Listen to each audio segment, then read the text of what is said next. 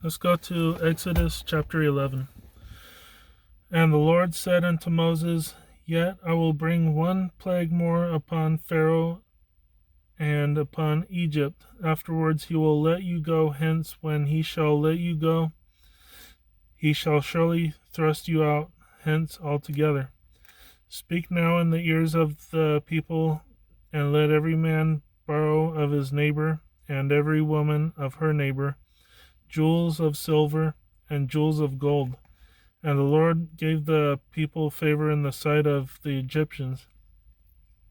Moreover, the man Moses was very great in the land of Egypt, in the sight of Pharaoh's servants, and in the sight of the people.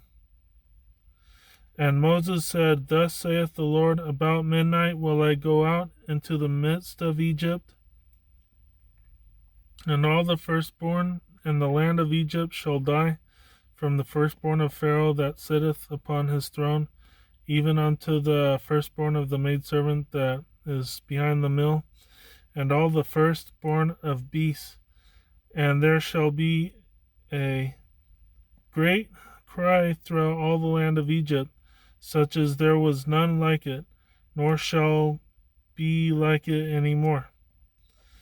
But against any of the children of Israel shall not a dog move his tongue against man or beast, that ye may know how that the Lord doth put a difference between the Egyptians and Israel. And all these thy servants shall come down unto me, and bow down themselves unto me, saying, Get thee out, and all the people that follow thee.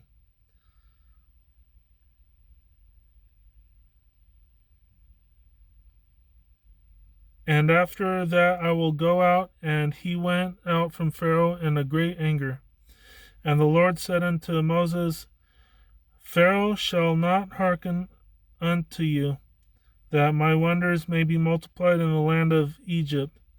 And Moses and Aaron did all these wonders before Pharaoh, and the Lord hardened Pharaoh's heart, so that he would not let the children of Israel go out of his land.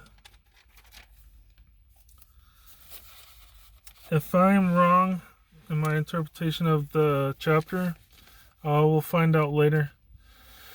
According to my interpretation, God said to Moses that he will bring one more plague on Egypt, and the Pharaoh will let the Hebrews go.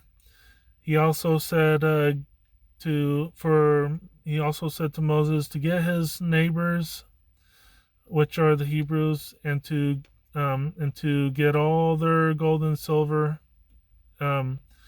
because we can guess why. Because they're gonna go into a foreign land and probably not really know the language, but they may want like food or plants or spices or stuff like that.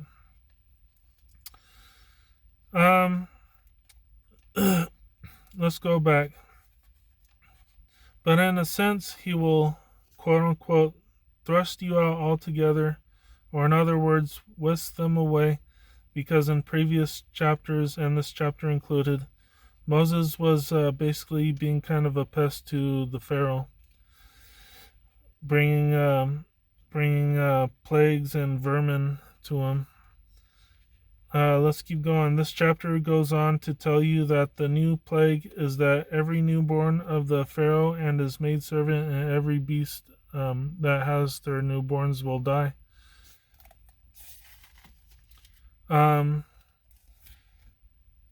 So the Pharaoh's heart.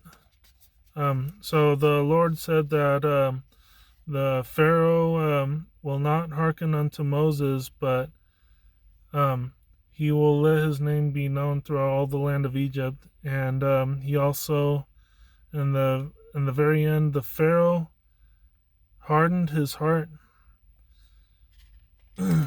and he still would not let the Hebrews go out of Egypt. Let's go into some trivia real quick.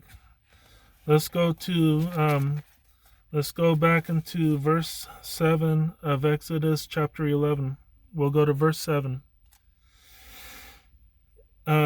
This is for the Muslims, the Jews, and the Christians alike. This verse. Here is a question for you. Do you think it is unclean or sinful to have a dog slobber over you or have a spit on you? Here's the verse. But against any of the children of Israel shall not a dog move his tongue against man or beast, that ye may know how that the Lord doth put a difference between the Egyptians and Israel. I've had Somalian neighbors that are Muslim that don't like big hairy dogs because they drool a lot, and they have spit all over the place, and it's because they don't want their slobber on them or their spit on them. Um, but I'm not sure what the real reason is. But I was wondering if maybe that was the reason. I mean, if you can correct me, like I'm willing to learn. Um, so yeah, is it unclean? Um, Give me your thoughts on it. Thank you very much, and have a good night.